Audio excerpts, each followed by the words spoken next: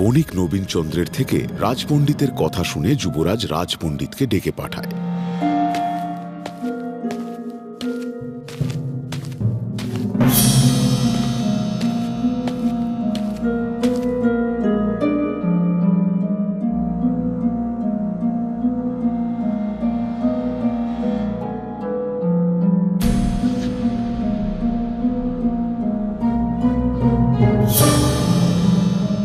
রাজপণ্ডিত সবটা শোনার পর সেও অবাক হয়ে যায়। রাজপণ্ডিত, আমি জানি ওই হারটা তোমার কাছে আছে। তুমি জানো ওটা মহারানীর হার, রাজবাড়ির ঐতিহ্য। ওই হার তুমি কিভাবে নাও?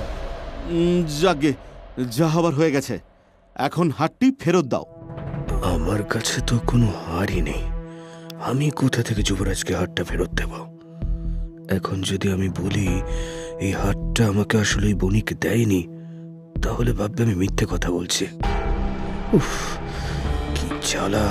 কি যে করবো এখন? কি হলো, চুপ করে আছো কেন? হারটি ফেরত দাও। দেখো, হার ফেরত না পেলে কিন্তু তোমাকে আমি শুলে চড়াবো। আমার কাছে ওই হারটি নেই। আমি ওটা সঙ্গীতজ্ঞকে দান করেছি। সঙ্গীতজ্ঞ? আগে হ্যাঁ, মানে সঙ্গীতজ্ঞের গান শুনে আমি খুব খুশি হয়েছিলাম, তাই উপহার হিসাবে ওই হারটি আমি সঙ্গীতজ্ঞকে দান করেছি।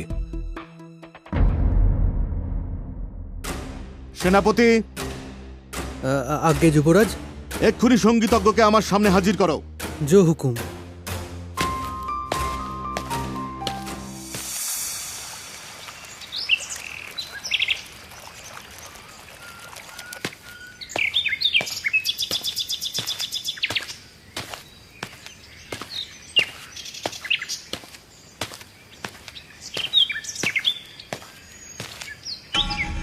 সঙ্গীতজ্ঞ মশাই, মহারানীর গজমতি হারটি কোথায়? এক্ষুনি ওই হারটি আমাকে ফেরত দিন। ইস, কিভাবে ওই রাজপণ্ডিতটা আমাকে ফাঁসিয়ে দিল। এখন যদি আমি বলি আমার কাছে ওই হারটি নেই, তাহলে তো যুবরাজ আমার কথা বিশ্বাসই করবে না। কি হলো, ফেরত দিন হারটা। তবে আমাকে যখন ফাঁসিয়েছে তখন আমিও সবাইকে নিয়েই ফাঁসবো। যুবরাজ, রাজপণ্ডিত আমাকে হারখানা দিয়েছিল ঠিকই, কিন্তু ওটা আমার কাছে আর নেই। নেই? না যুবরাজ, আমি ওটা নর্তকী চারুলতার নৃত্য দেখে খুশি হয়ে তাকে দান করে দিয়েছি। আপনি হারটি ওর কাছে পেলেও পেতে পারেন। নর্তকী চারুলতা? সঙ্গীতজ্ঞের মুখের কথা মতো যুবরাজের আদেশে ডাক পড়ল এইবার নর্তকী চারুলতার। যুবরাজ নর্তকী চারুলতাকে সভায় ডেকে পাঠালেন।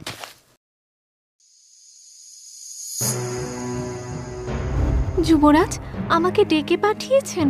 হ্যাঁ, ডেকে পাঠিয়েছি। মহারানীর হারটা তোমার কাছে রয়েছে, সেটা আমায় ফেরত দাও। আর? হ্যাঁ জানি, সঙ্গীতজ্ঞ তোমার নৃত্যে খুশি হয়ে তোমাকে উপহার হিসেবে ওই হারটা দিয়েছিল, কিন্তু তুমি হয়তো জানো না ওই হারটি মহারানীর। ওই হার হলো রাজবাড়ির ঐতিহ্য। তোমাকে আমি ওই হারের পরিবর্তে কিছু অর্থ দিয়ে দেব, কিন্তু ওই হারটি তুমি আমাকে ফিরিয়ে দাও। কিন্তু যুবরাজ, ওই হারটা তো... জানি জানি জানি, এক্ষুনি বলবে তো ওই হারটি তোমার কাছে নেই, কিন্তু আমি জানি ওটা তোমার কাছেই আছে। তাই এখনো বলছি, ওটা আমায় ফিরিয়ে দাও। আমার কথা বিশ্বাস করুন যুবরাজ, আমি সত্যি বলছি, ওই হারটা সত্যি আমার কাছে নেই। মিথ্যে মিথ্যে মিথ্যে! সেনাপতি! সেনাপতি!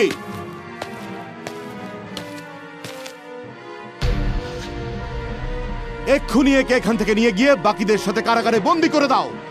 আর যতক্ষণ না সত্যি কথা বলছে ততক্ষণ একে ছাড়বে না। জো হুকুম যুবরাজ।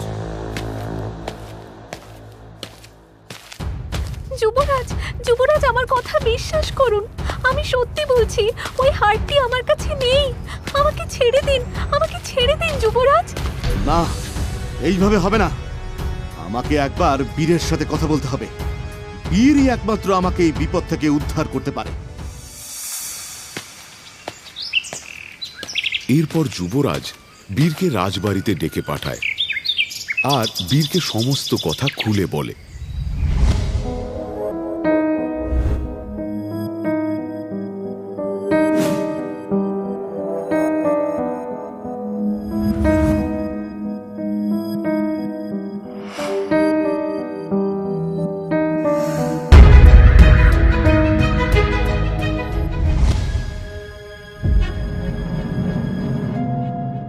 সবই তো শুনলে বীর, এবার তুমি বলো আমি কি করব? যাকেই ওই হাটটির কথা বলছি সেই বলছে তার কাছে নেই। এত উতলা হবেন না যুবরাজ।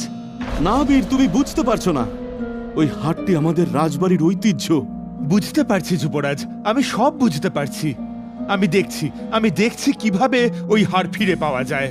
হ্যাঁ বীর, এখন তুমিই আমার একমাত্র আশা ভরসা। তুমি পারো আমাদের রাজ পরিবারের সম্মান ফিরিয়ে আনতে। কি যে হচ্ছে আমার তো কিছুই মাথাতে আসছে না।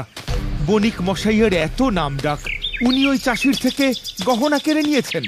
না না না, এটা তো আমার কিছুতেই বিশ্বাস হচ্ছে না। কিন্তু বণিক মশাই তো নিজেই স্বীকার করেছেন। কিন্তু আমার কাছে সমস্ত ব্যাপারটা ধোঁয়াশা লাগছে। আবার রাজপণ্ডিত মশাই, না না না, কিছুতেই হিসেব মিলছে না তো। বীরের কাছে পুরো ব্যাপারটাই একটা ধোঁয়াশা হয়ে দাঁড়ায়। তাই বীর এই দ্বন্দ্ব কাটাতে চুপিসারে এসে পৌঁছায় রাজবাড়ির কারাগারে, যেখানে যুবরাজ সকলকে বন্দি করে রেখেছিল, এবং গোপনে শুনতে থাকে কারাগারে বন্দীদের কথোপকথন। আমি তোর কোন ক্ষতি করেছি, হ্যাঁ, যে তুই আমাকে এভাবে ফাঁসালি? এত বড় মিথ্যে কথা বলার আগে একবারও ভাবলি না? আমি এই রাজ্যের একজন নামকরা বণিক, আমার মান সম্মান সবকিছু একেবারে ধুলোয় মিশে গেল। আমায় ক্ষমা করবেন হুজুর, এছাড়া আমার কাছে অন্য কোনো পথ ছিল না। রাজার সৈন্যরা তো এটা ভেবেই বসেছিল যে আমি চোর, কিন্তু আমি রানীমায়ের গজমতি হার সম্পর্কে তো কিছু জানতামই না। আরে তাই বলে তুই আমার নাম নিবি? আপনার নাম না নিলে ওরা আমাকে ওখানেই মেরে ফেলতো, তাই নিজের প্রাণ বাঁচাতে আমার কাছে অন্য আর কোনো উপায় ছিল না। আপনি একজন স্বনামধন্য ব্যক্তি, যদি আপনি কোনোভাবে ছাড়া পান তাহলে আমিও হয়তো কাকুতি মিনতি করে মুক্তি পেয়ে যাব, সেই ভেবেই আপনার নামটা নেওয়া।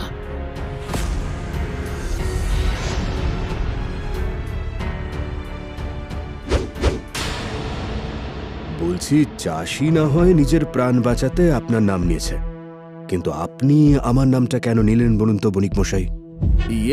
মানে আমি আসলে ভেবেছিলাম আপনি তো অনেক জ্ঞানীগুণী মানুষ। আপনি যদি আমার সঙ্গে কারাগারে থাকেন তবে আপনার সান্নিধ্যে এসে আমারও যদি একটু জ্ঞান বুদ্ধি হয় আর কি, এইটুকুই।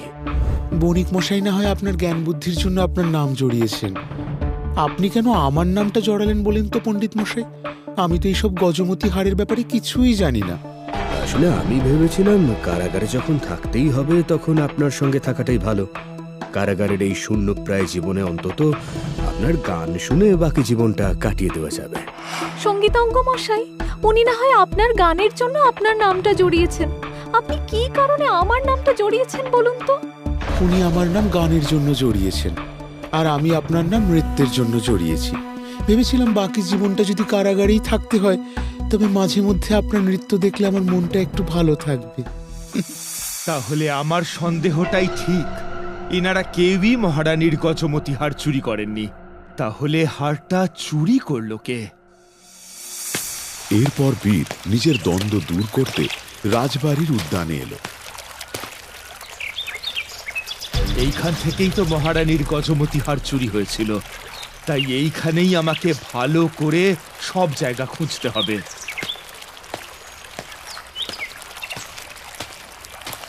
বীর এদিক ওদিক চারিদিকে মহারানীর সেই গজমতি হারটি খুঁজতে শুরু করে, কিন্তু কোথাও সেই হারটি খুঁজে পায় না।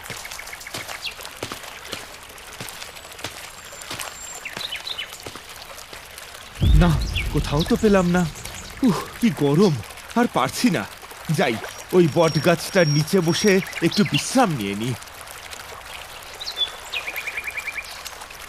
গ্রীষ্মের প্রচণ্ড দাবদাহে বীর ক্লান্ত হয়ে পড়ে, আর ক্লান্ত হয়ে সেই বট গাছের তলায় এসে ঘুমিয়ে পড়ে। বেশ কিছুক্ষণ পরে বীরের যখন ঘুম ভাঙে তখন সে অবাক হয়ে যায়। এ কি, আমার জুতো জোড়া কোথায় গেল? এখানেই তো রেখেছিলাম।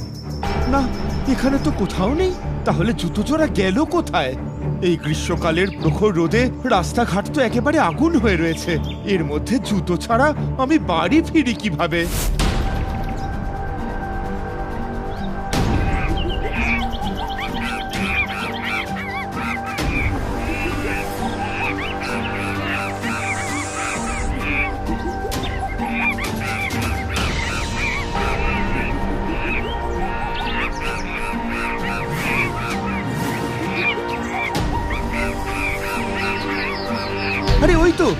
আমার জুতো।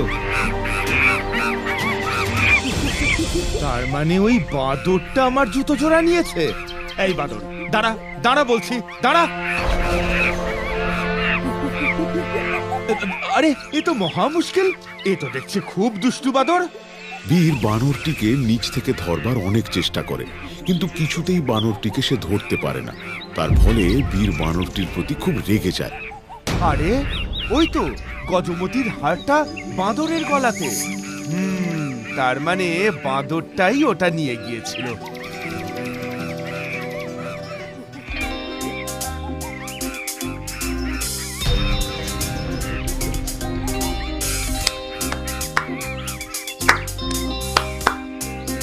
আরে আমি যা যা করছি বাঁদরটাও তাই তাই করছে। দেখি তো এবার।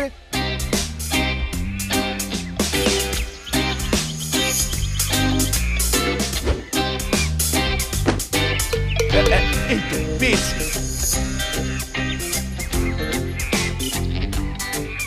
কিন্তু জুতোটা তো এখনো গাছের উপরেই আছে। এবার কি করি, এবার কি করি? এই তো পেয়েছি।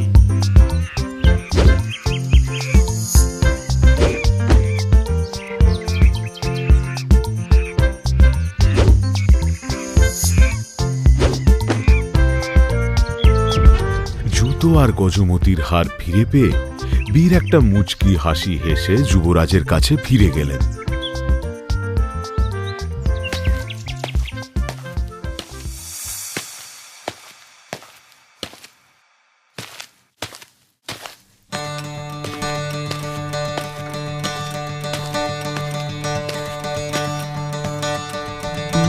আর যুবরাজকে সমস্ত ঘটনা খুলে বললেন।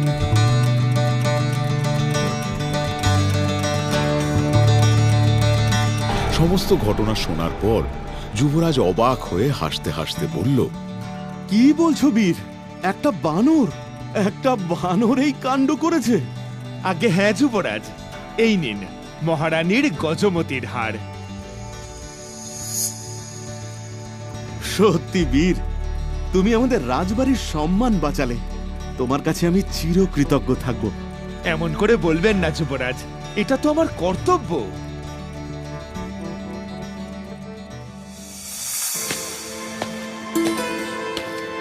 মহারানীর গজমতি হার আবার মহারানীকে পরিয়ে দেওয়া হলো।